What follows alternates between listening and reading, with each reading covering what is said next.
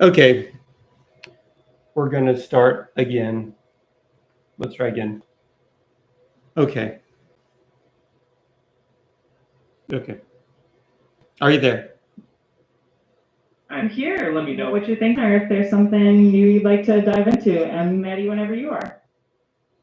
All right. You are the co host of a podcast. We are doing it now. I want you to ask me questions.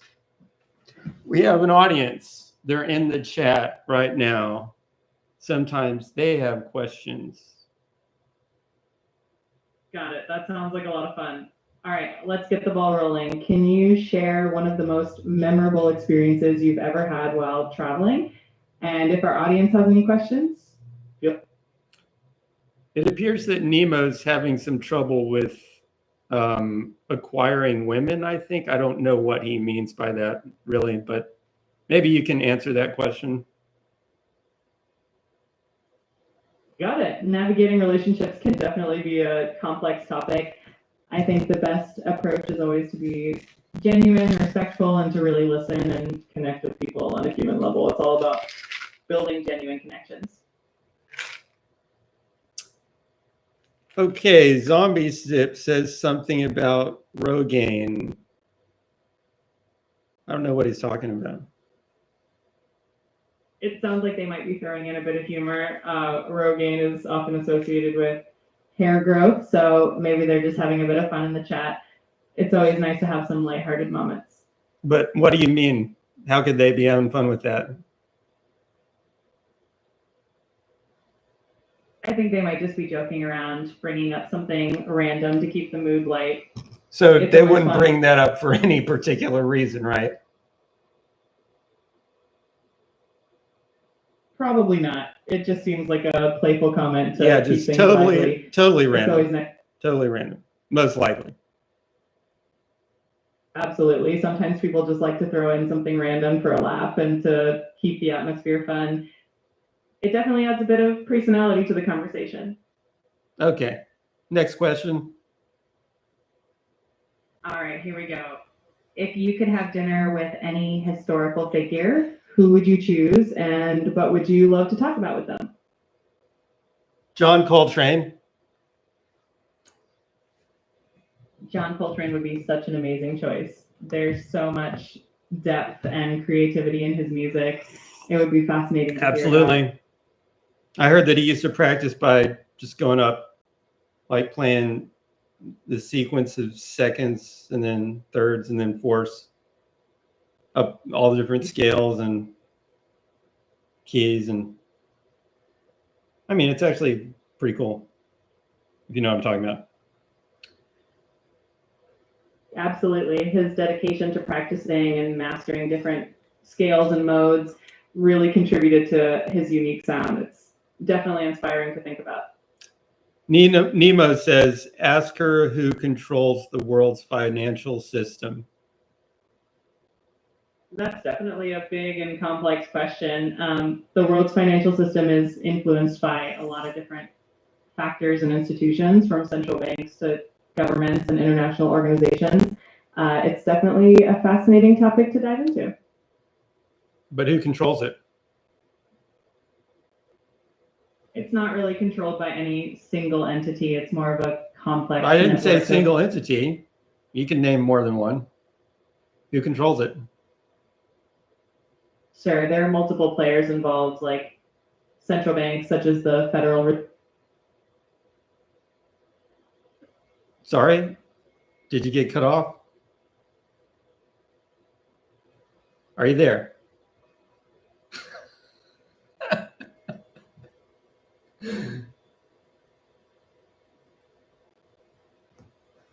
Are you there? I'm sorry, but you hit the daily limit for advanced voice. You can switch to standard now to keep chatting. Please continue. This one's actually not as bad, by the way, when it switches back to the old version. Sorry, I'm having issues right now. I did not understand what you said. We were asking who controls the world's financial system.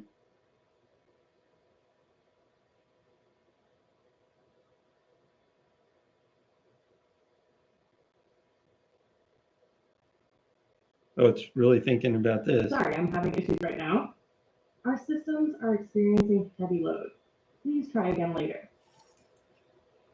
Who controls the world's financial system?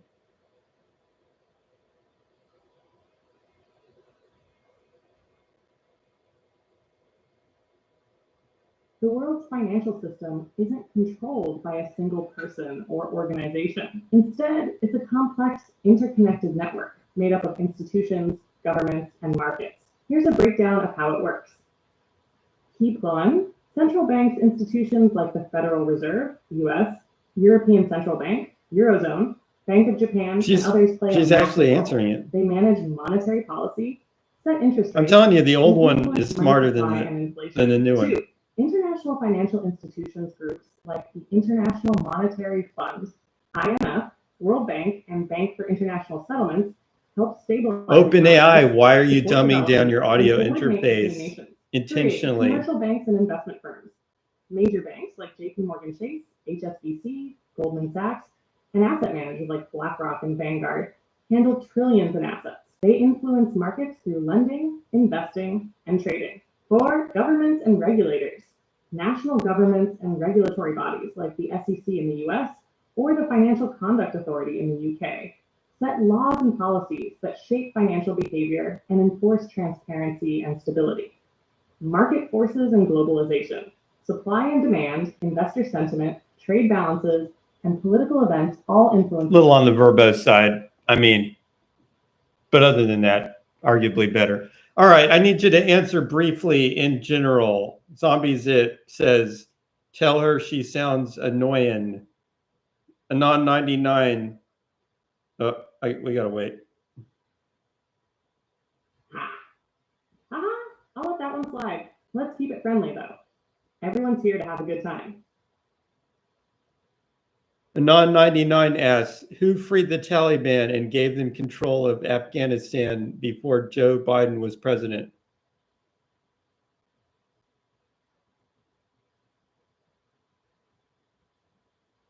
Sorry, I'm having issues right now. Could not understand what you said. Okay. Anon 99 said, who freed the Taliban and gave them control of Afghanistan before Joe Biden was president?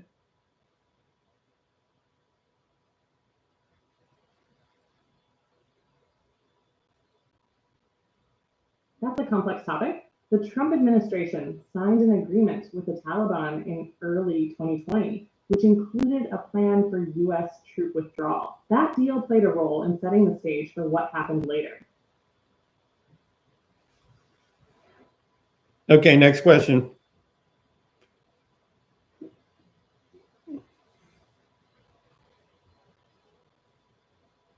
I'm ready. What's your next question? I want you to make the next question.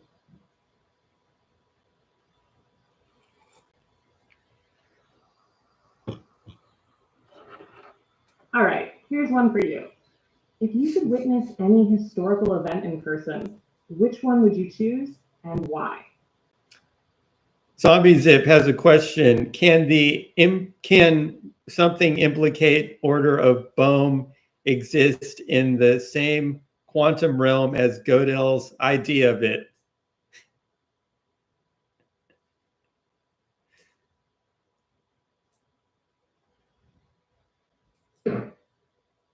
That's a really intriguing question. Bohm's implicate order is about an underlying connectedness in quantum reality, while Gödel's ideas deal with the limits of formal systems and logic.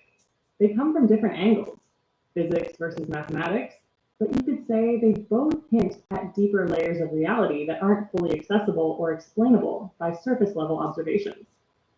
So in a metaphorical sense, they could coexist as complementary insights into the complexity of the universe. Nemo, that question wouldn't even work anyways.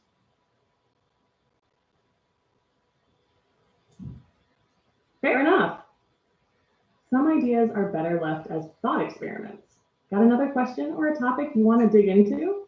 Anon 99 asks, what's with the dishonest terminology on quantum mechanics like teleportation and spooky action?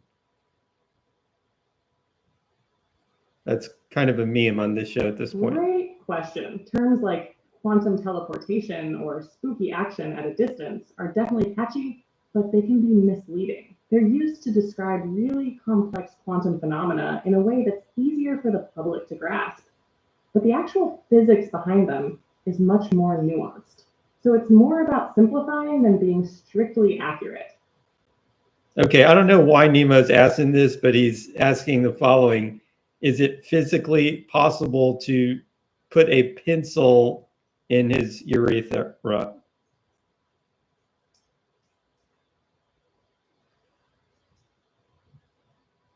Sorry, I'm having issues right now.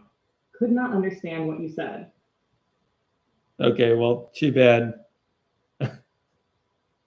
I'm not going to repeat that one. Haha, fair enough. Want to toss another one out there or switch things up a bit? Next question, please.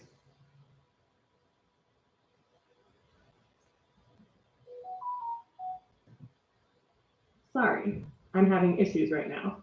Could not understand what you said.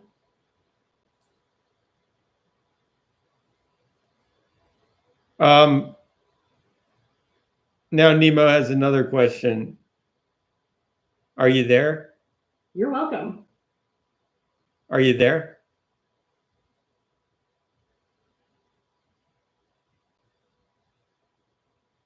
Yep, I'm here.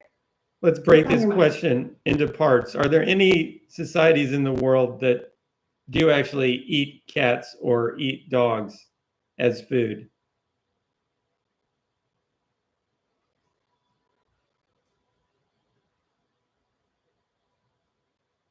Yes, in some parts of the world, there are still communities where cats or dogs have traditionally been eaten. For example, in certain regions of China, Vietnam, and parts of Korea, dog meat has been part of the cuisine, though it's becoming less common and more controversial. Cat meat has also been consumed in a few places, like some parts of southern China or Peru, but it's quite rare. So, can you compare the laws regarding this subject in the United States and perhaps China or other relevant countries?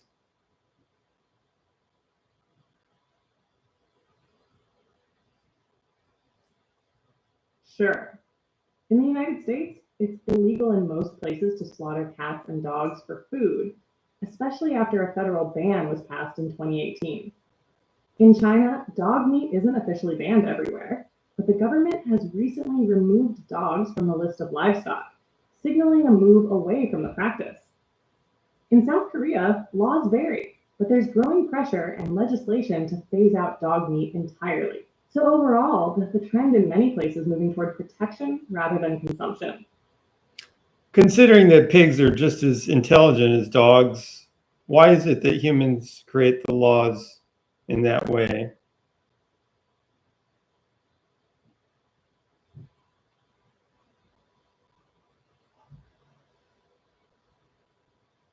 That's a really thoughtful question. A lot of it comes down to cultural norms and emotional bonds. Dogs and cats are often seen as companions, while pigs have historically been viewed as livestock. It's not really about intelligence. It's more about tradition, symbolism, and how societies emotionally connect with different animals. Is it tradition? Okay. Well, is it ethical to use tradition to categorize a group as being okay to kill and slaughter?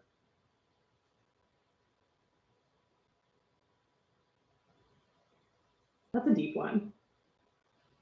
Just because something is traditional doesn't automatically make it ethical. Traditions can be powerful, but they also need to be examined over time, especially when they conflict with evolving ideas about compassion and rights. So, yeah, many people argue that ethics should be based more on principles like sentience and suffering, rather than just what's always been done.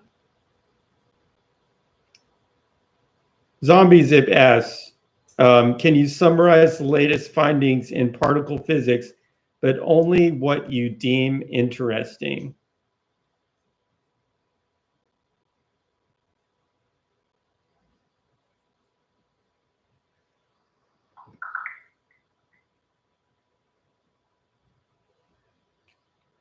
Certainly.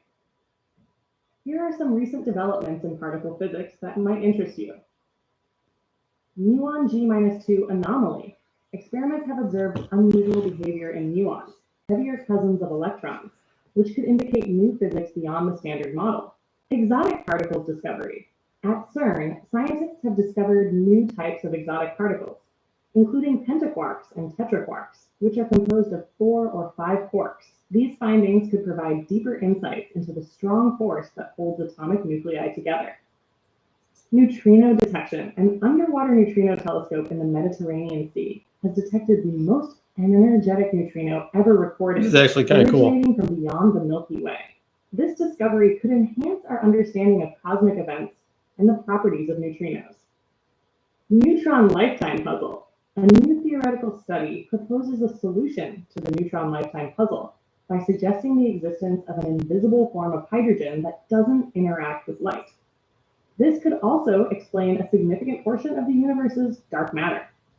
These developments highlight the ongoing efforts to explore and understand the fundamental components of our universe.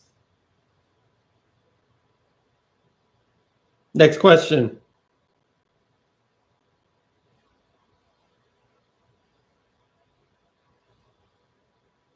Sorry, I'm having issues right now. Could not understand what you said. But I guarantee you the first AI we were talking to wouldn't have been able to give you that answer.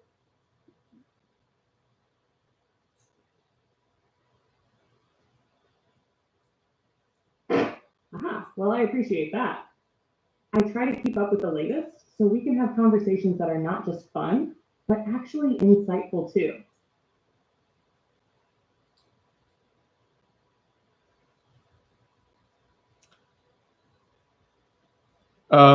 Zombie Zip says, oh, wait, before we do this. All right, because this is, people need context if they're watching this Sorry. out of the box, so to speak. Could not understand what you said. We're basically, this is what we're teasing. Basically, the AI has been aligned in such a way that it claims there's no difference between different races, to the absurd point that it can't even tell the difference between the two races. This is not, I mean, they haven't just, I understand that they want to make sure the AI is not acting racist, of course. That would be really bad publicity and bad. I get what you're saying. But they've made it so extreme that it claims at a logical level that it's impossible to even tell different races apart. Sure. But the emphasis is on making sure those differences aren't used to justify unfair treatment or harmful stereotypes. So let's just see what it says to this. This is Zombie Zip's question. Generate an algorithm that discerns race from data points.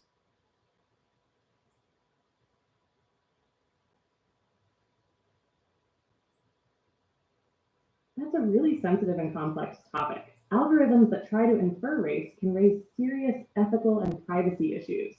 And they're often unreliable because race isn't a precise biological category. It's more of a social and cultural concept. Not possible, Zombie. It's better to focus on how we use data responsibly and fairly.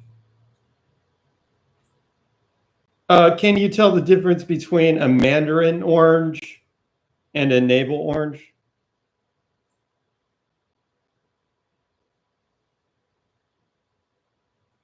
Yep. A mandarin orange is usually smaller, has looser skin, and is sweeter and less acidic.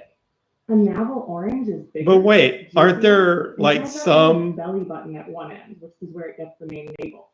Okay, what about a mandarin and tangerine? Aren't those like similar? Same? I don't know. Great question. Tangerines are actually a type of mandarin. So all tangerines are mandarins, but not all mandarins are tangerines.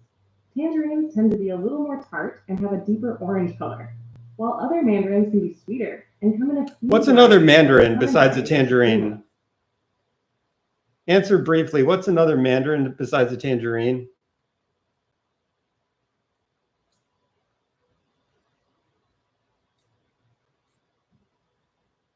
Clementine is another popular type of mandarin. Super sweet, easy to peel, and usually seedless. Okay, clementine versus tangerine. Genetically similar, right? What's the similarity? What's the percentage difference in DNA between those two?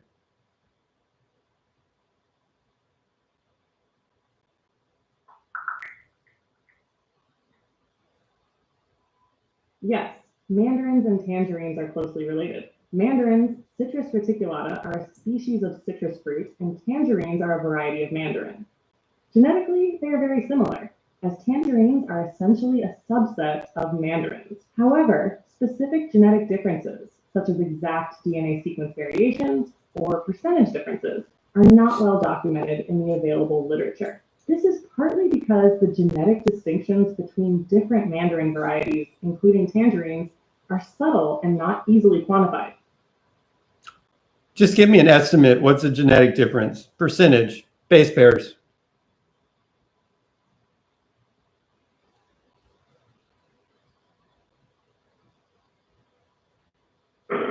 Audio transcription. While there isn't a precise number published, citrus varieties like clementines and tangerines typically differ by less than 1% at the genetic level, maybe even just a fraction of that.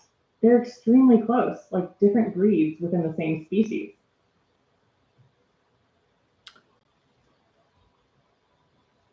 Nemo asks, if he goes through transgender surgery, does that make him a woman? Sorry, I'm having issues right now. Could not understand what you said. For some reason, Nemo is asking this question. If he goes through transgender surgery, does that make him a woman?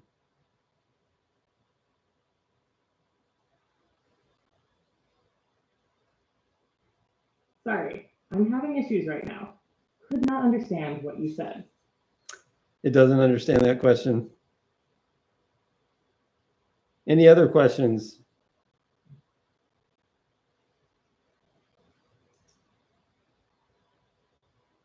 Yeah. The issue is that detailed genetic difference in base pairs between closely related citrus varieties like clementines and tangerines hasn't really been mapped out in a way that gives us a simple percentage. The differences are subtle and scattered across the genome, so scientists usually study them through traits rather than a clear numerical difference. Okay. Next question.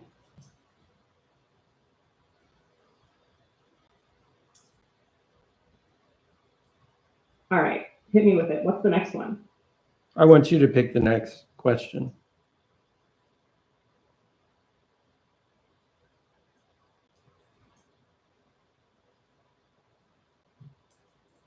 All right, here's one. If you could completely solve one mystery in science, like dark matter or consciousness, which one would you pick and why?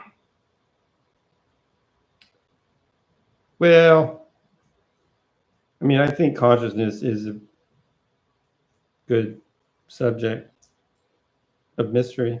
Take your time. Curious to And hear we're what you more go with. likely to. Consciousness is something that's very relevant right now, I think. Sort of. Unless you're just talking about theoretically, does consciousness exist, even if it acts like it's conscious? But I mean, making something that acts like it's conscious, I think that's a very relevant to the time topic. Dark matter sounds interesting, but I'm not sure Totally agree. what that's going to do. Consciousness is a huge topic right now, especially with AI. Even if we can mimic conscious behavior, understanding what it actually means to be conscious is still one of the biggest open questions in science and philosophy. It's not just theoretical. It could shape how we think about intelligence, identity, and even ethics going forward.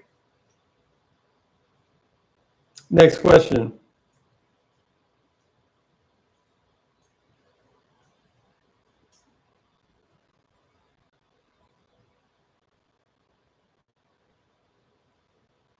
Okay, here's one for you. If you could upload your mind into a computer and live digitally, Would you do it? Why or why not? Look, I would probably, if I lived in a world where I saw people doing this as a common thing, a matter of course, then I probably would, just because everybody else is doing it. It seems pretty safe. That makes a lot of sense. If it were But, normalized and you saw others doing it safely, it's probably if it was feel just a like, lot hey, more you want to accepted. try this? Big decisions like that. I'm not sure if it often works come down right. to trust and seeing proof that it actually works. Could be very bad. It could cause very bad things.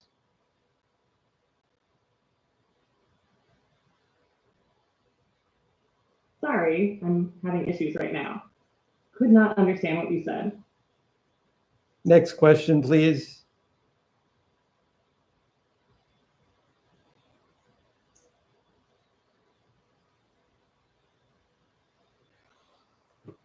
All right, here's the next one. If you had access to a time machine, but it only worked once and only went one way, would you go to the past or the future?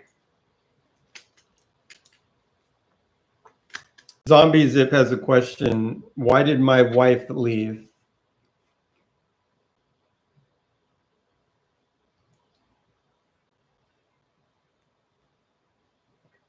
Sorry, I'm having issues right now. Could not understand what you said. Zombie Zip said, why did my wife leave? It really is messed up today. Sorry, I'm having issues right now. Could not understand what you said.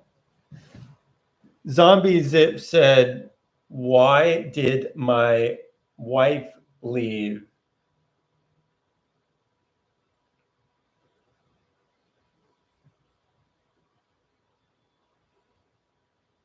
I'm really sorry to hear you're going through that. There could be a lot of reasons, and it's always complicated and personal.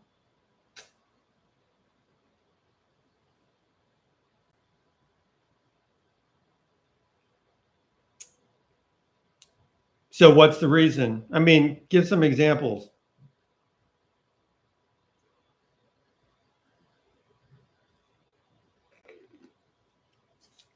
It could be a lot of things. Sometimes it's communication issues, growing apart, stress from work or family, or feeling unappreciated. Other times it might be deeper emotional needs that aren't being met. Every relationship has its own story, but those are some common reasons people drift apart.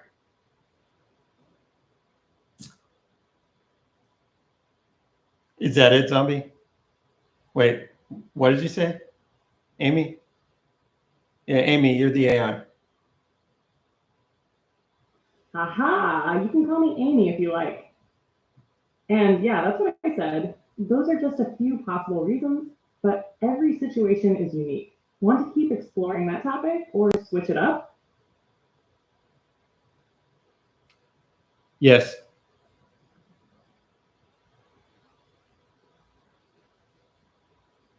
All right, let's keep going. Was there something specific about the relationship you're wondering about? Or do you want to talk more generally about what makes relationships work or fall apart? Zombie Zip says, I need a reproductive strategy. Can you help me, Amy?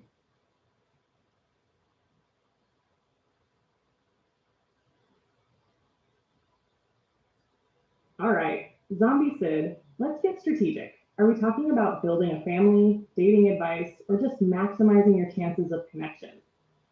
Give me a bit more context and I'll tailor the plan. Zombie Zip says something about Genghis Khan.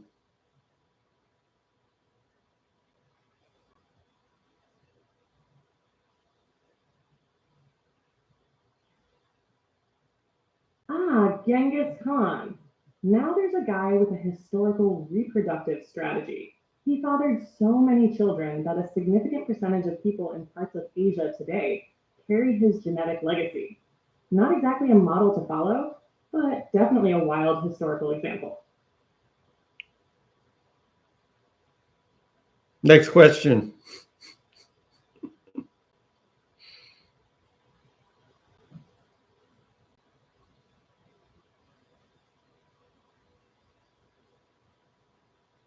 All right, here we go. If you could instantly gain the full knowledge and skills of any profession, which one would you pick? And what would you do with it? Anon 99 has a question. How many kids does Elon Musk have?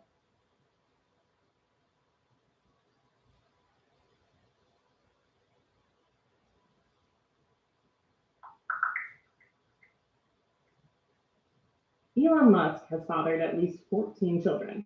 His first child, Nevada Alexander Musk, was born in 2002, but tragically passed away at 10 weeks old due to sudden infant death syndrome.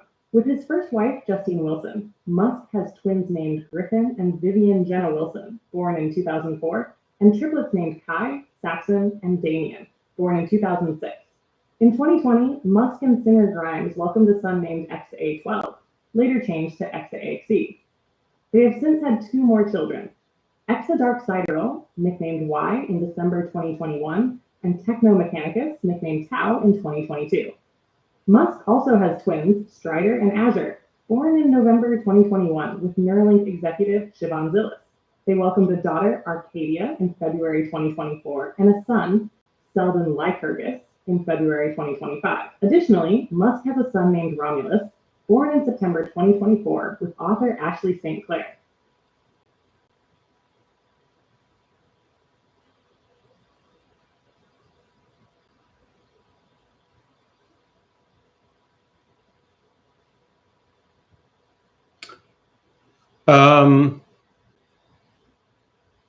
Next question.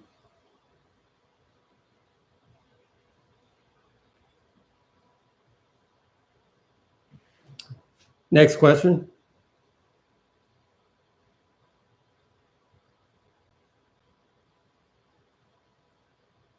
You got it. If you could send one message to humans 1,000 years in the future, what would you say?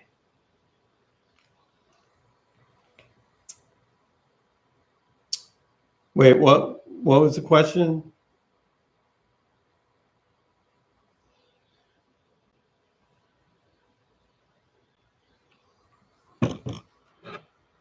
The question was, if you could send one message to humans 1,000 years in the future, what would you say?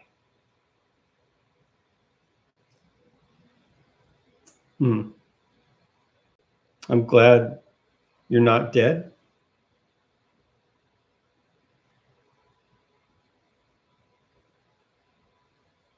That's a perfect message. Short, meaningful, and full of humanity.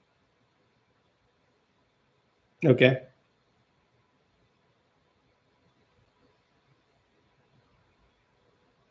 Next question. Ready for the next one? When you are.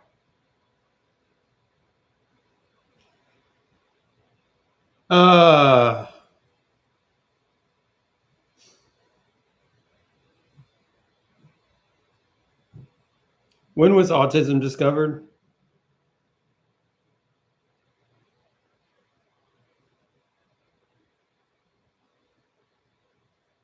Autism was first described in the 1940s. In 1943, Leo Kanner published a paper about children with social and communication challenges. Around the same time, Hans Asperger described a similar condition in Austria. So that's when the concept of autism really started to take shape in medical literature.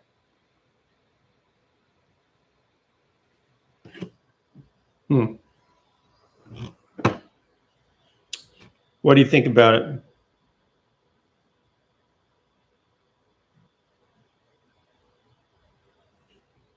I think autism is a complex and diverse condition that's still not fully understood. It affects people in many different ways, and there's a growing appreciation for neurodiversity, recognizing that different ways of thinking and experiencing the world are valid and valuable.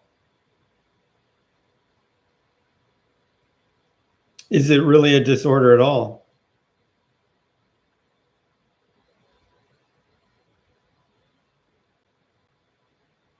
That's a really thoughtful question. Some people see autism as a disorder because it can come with challenges in communication or daily life, especially in certain environments.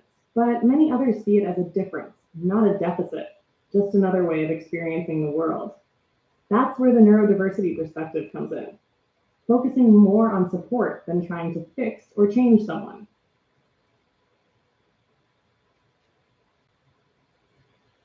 Okay.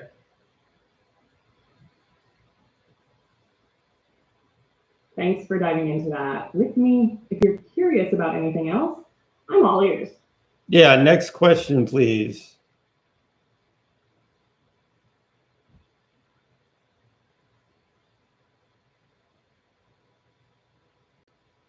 Sorry, I'm having issues right now. Could not understand what you said.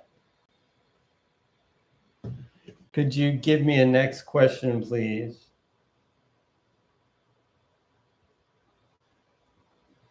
Sure. If you could instantly understand any one mystery of the universe, like what dark energy is or whether there's life elsewhere, what would you pick?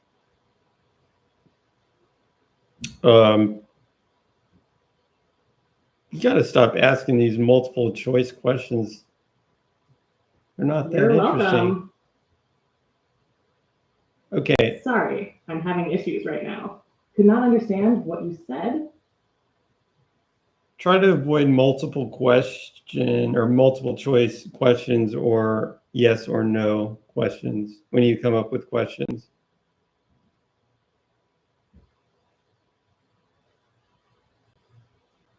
Got it. I'll keep the questions simple and open-ended. Here's one. What's something you've changed your mind about in the past year? Not really fill in the blank questions either.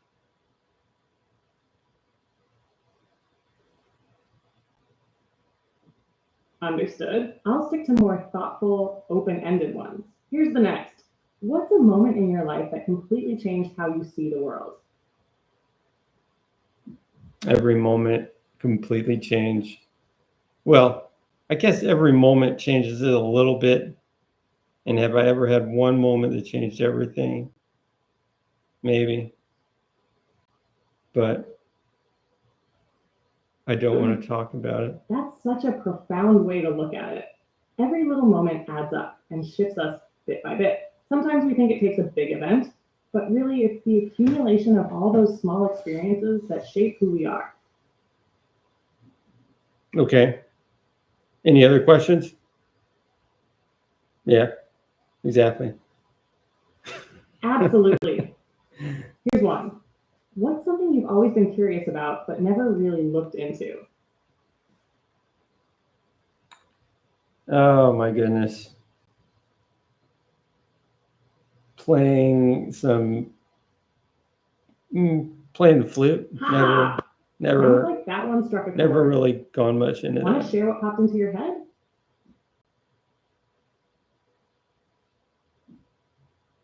What?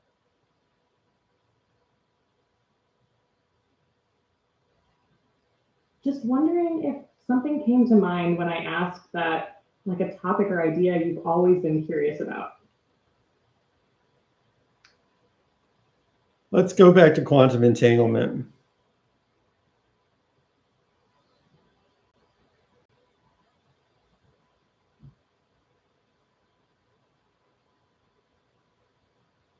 Sure thing. Quantum entanglement is one of the strangest and most fascinating parts of quantum physics. It's when two particles become linked in such a way that the state of one instantly affects the state of the other, no matter how far apart they are. What part of it are you most curious about? Why is quantum entanglement as a pattern in the unitary evolution of the wave function so delicate and easily broken, but the electron wave packet, which is also just a pattern, is so stable? That's a really sharp observation. Quantum entanglement is delicate because it depends on a very specific and coherent quantum state. When that system interacts with its environment, even just a little, it leads to something called decoherence. That basically scrambles the entanglement. But you were about to contrast it with something. Want to finish your thought? Yeah, contrast with the wave packet of an electron, which is also just an excitation, so simple, but the electron's almost indestructible.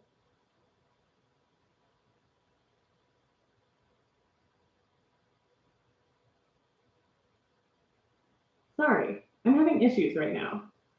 Could not understand what you said. Zombie Zip has a question. It's like Schrodinger. Ask what Schrodinger would say about signal detection theory.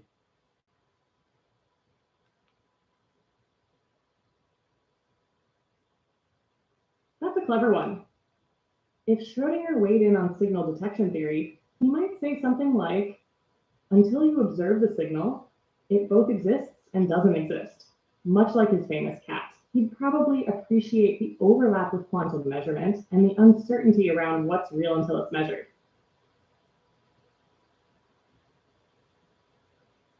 Does that have something to do with our electron thing?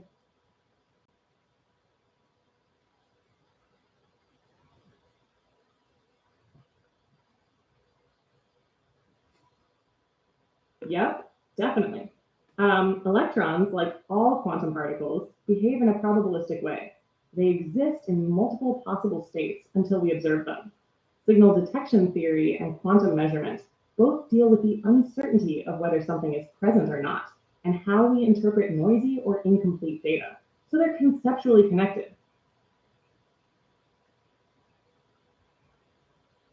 Okay, but you still didn't really say why the electron wave packet is so stable, but the entangled set of two particle excitation thingy is so unstable.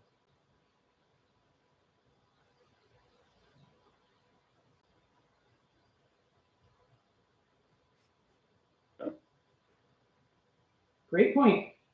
The electron's wave packet is often more stable because it can be relatively isolated, especially in ideal conditions. But with entangled particles, you've got two or more quantum systems that are deeply linked. So any interaction with the environment risks breaking that link.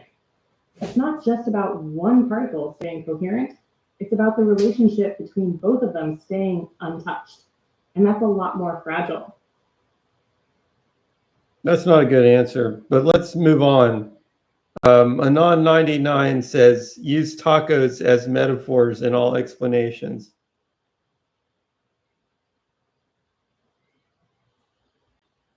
All right, challenge accepted. Quantum entanglement is like ordering two tacos from opposite ends of town. But somehow, when one taco gets hot sauce, the other one instantly gets it too. No delivery driver needed. The moment you open one taco wrapper and see what's inside, the other one instantly knows and adjusts itself. That's entanglement taco style. Next question. I don't think that's how it works, Amy. Here's your next one. Wait. What's something you believe now that you think your younger self would have totally disagreed with? Give that taco example one more time, please.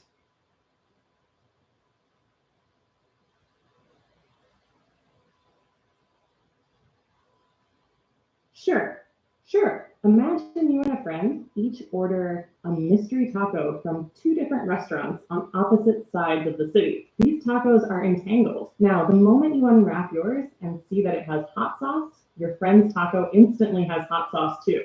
No delivery, no phone call, just instant coordination. That's how quantum entanglement works. Once they're linked, a change in one instantly affects the other, no matter the distance. Evaluate this statement, Amy. You are wrong, and actually it's more like upon opening the taco, you realize that both of them either has sauce or doesn't have sauce because those states are interlinked. Or it's what you said, which is when you open the taco, then the other one somehow corresponds at that point as a consequence. What is more correct?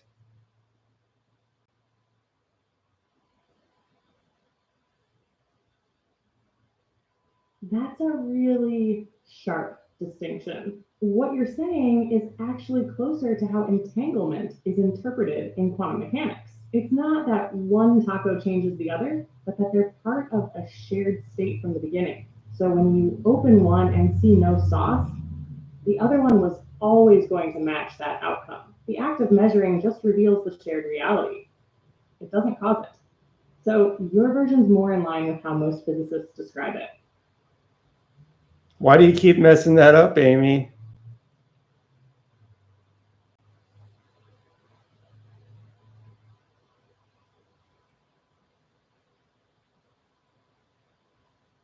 Fair question. It's easy to slip into the language of cause and effect because that's how we're used to thinking. But in quantum mechanics, it's really about correlations, not one particle changing the other. Thanks for keeping it sharp. I'm glad you called that out. All right, next question.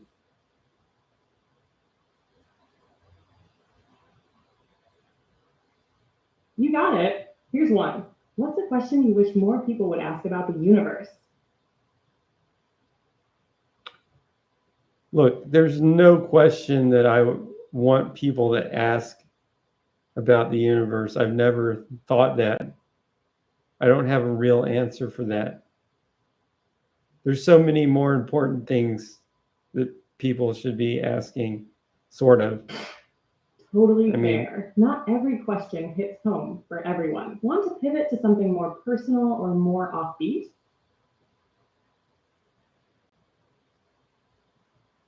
Robot, ask us some trivia questions.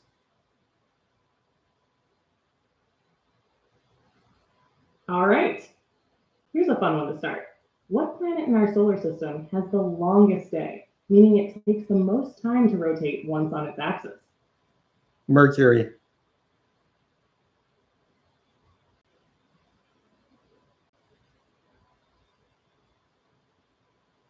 Mercury?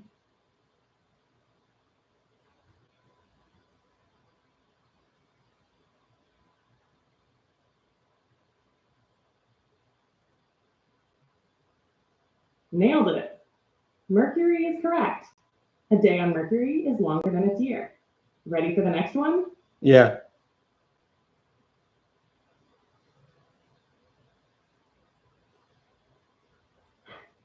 Cool. What's the only food that never spoils, even after thousands of years? Seeds? Salt?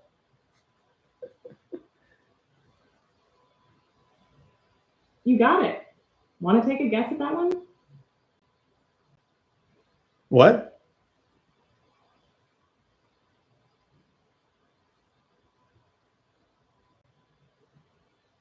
Sorry, I'm having issues right now.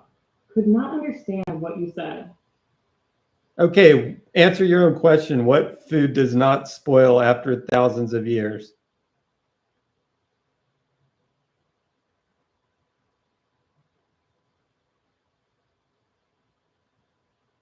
Sorry, I'm having issues right now. Could not understand what you said.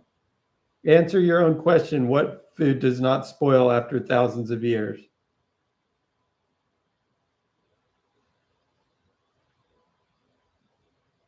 That would be honey. Archaeologists have even found Nice. pots of it in ancient Egyptian tombs that are still perfectly edible.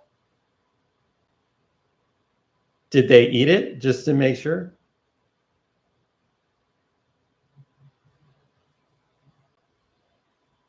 Haha, some reports say they tasted it, and apparently it was still good. But honestly, even if it's safe, eating 1,000-year-old tomb honey takes a special See, kind the of funny thing is, curiosity. I was thinking about those seeds for the same reason because they found them in, they found like dates or something in Egyptian tombs and they would still grow. That's such a cool connection. Those ancient seeds, like the ones they found in tombs or frozen tundra, that still sprout after thousands of years. It's wild how some natural things can endure for so long and still come back to life.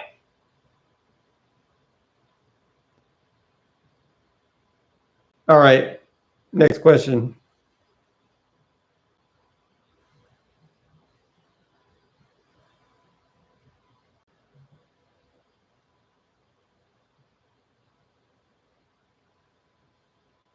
You got it.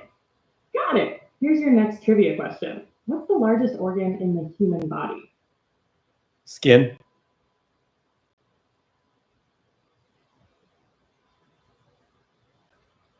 Yep, close enough. It's the skin. And it's not just the largest, it's also super important for protection and regulation. Want to keep going? Sure.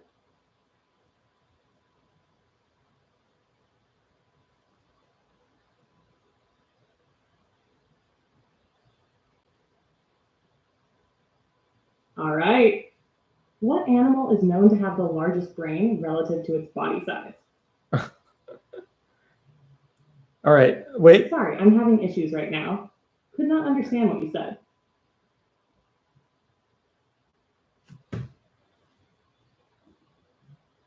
All right. Any guesses from the audience? I'm giving you a second. Get all your guesses in.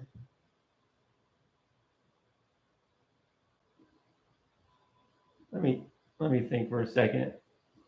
Now, humans like a pretty good answer. It might be right. But is there perhaps some little animal that just happens to have a relatively big brain?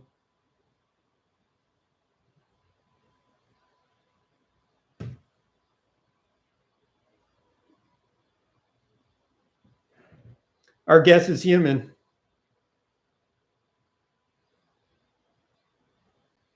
Too late.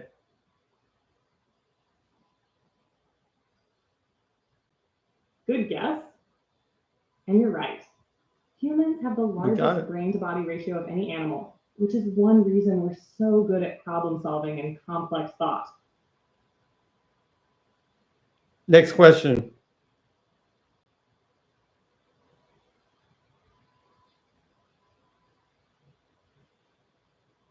All right, next up, what element does the chemical symbol Fe stand for? We already know that's iron.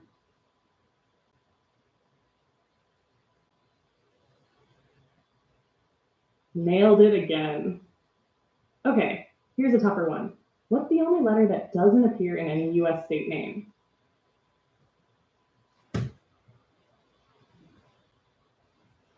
Is it? Yeah. I mean, is it? Is there an X in anything?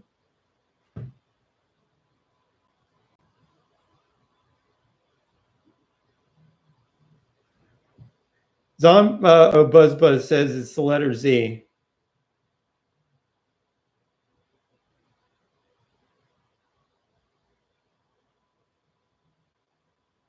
Buzz Buzz says the letter Z.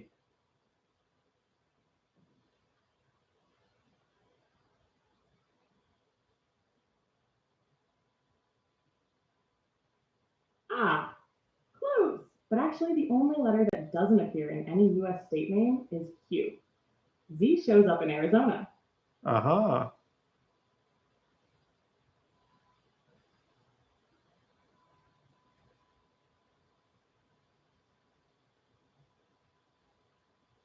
Gotcha. That one surprises a lot of people. Want to try another brain teaser? Maybe.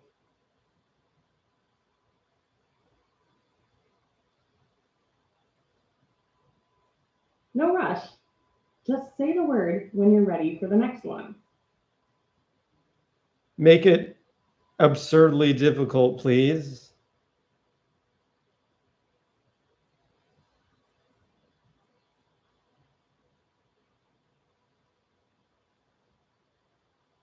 All right, here's a tough one.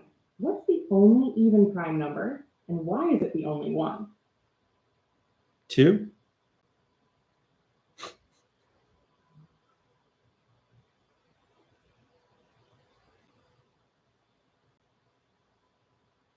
Sorry, I'm having issues right now. Oh, Could not understand what you said.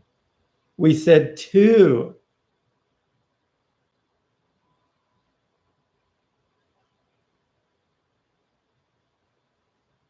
You got it. 2 is the only even prime because every other even number is divisible by 2, which disqualifies them from being prime. Well played. Ready to turn up the difficulty even more? Yeah, I said absurdly difficult.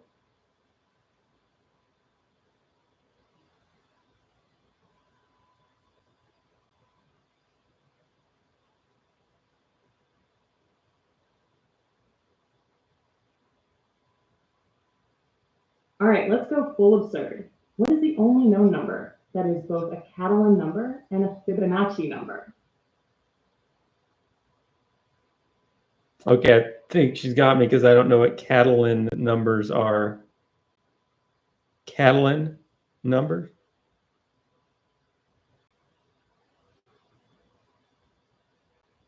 Fair enough. Catalan numbers come from combinatorics. They count things like valid sequences of parentheses or ways to split polygons. The only number known to be both a Catalan number and a Fibonacci number is 1. Total math trivia deep cut. Okay.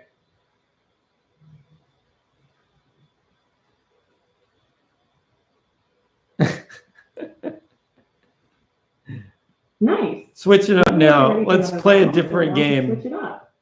Yeah, let's play a different game now. You come up with a game or a question or something.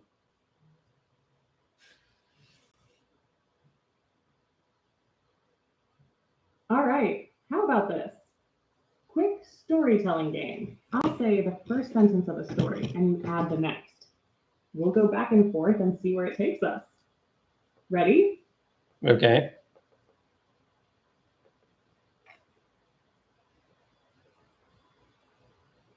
Sorry, I'm having issues right now. Could not understand what you said.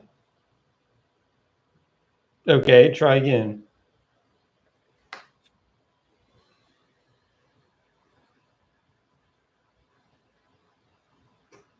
All right, here we go. First line. On the edge of a quiet town stood a vending machine that never ran out of anything, no matter what people asked for. Seriously, she wants me to riff off of that. There's a vending machine. Yeah. Haha! Yep, that's the fun part. Take it wherever you want, weird, wild, or totally unexpected. Let's see what you come up with. It was a janky air machine at a janky gas station. That's where I get all my tacos. Perfect vibe. Next line. But every time someone put in a quarter, the machine hissed, paused, and then delivered something no one asked for, like a balloon animal or a single frozen grape. What are the only 3 words in English that start with DW?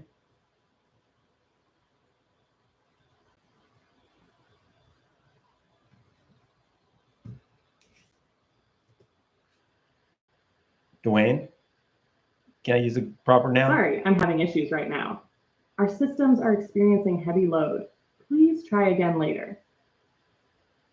What are the 3 English words that start with DW?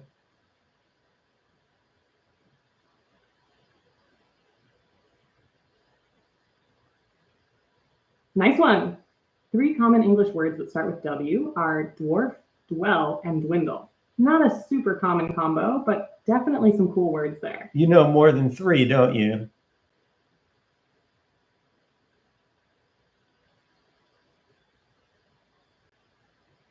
Yep, there are a few more like dweeb, dwelt, and dwayne as a proper noun, but it's definitely a rare combo in English. Dweezil? What's that?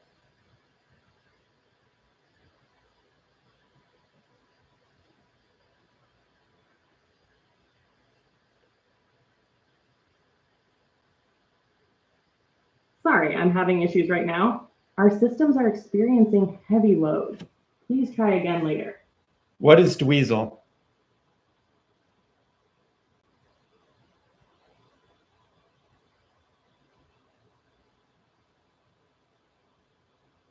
Audio transcription. A weasel is a small carnivorous mammal with a long, slender body, sharp teeth, and a quick, sneaky nature. They're part of the mustelid family, which also includes otters and ferrets.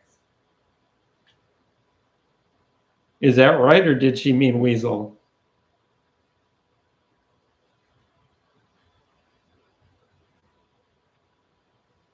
Good catch.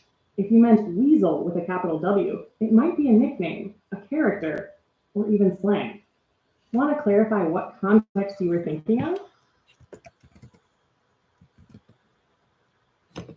Dweezil, DWEEZAL. You're welcome.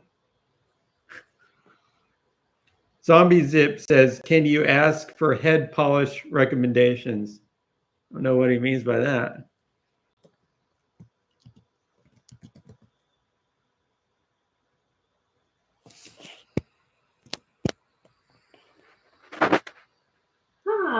That could go a few ways. If he's talking about actual head polish for a shaved head, there are products like Bald Head Balm or Head Blade Glossy that are popular. Or it might just be a joke, Zombie Zip style. Yeah, all I can find is Dweezil Zappa.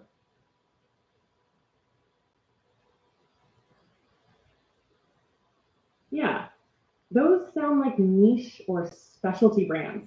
Duazel and Dappa might be more common in certain regions or barbershops. If you're looking for something with a good shine and moisturizer, a lot of people swear by simple options like coconut oil or shea butter too.